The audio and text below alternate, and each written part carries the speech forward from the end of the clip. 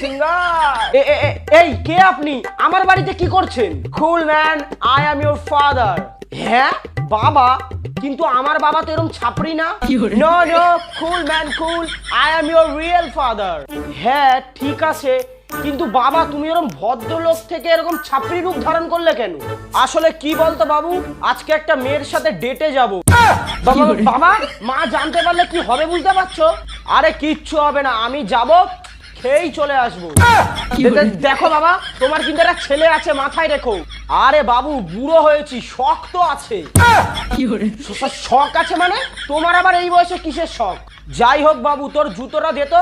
এত সুন্দর একটা ড্রেস পরেছি, একটা ভালো জুতো না পরলে হয়?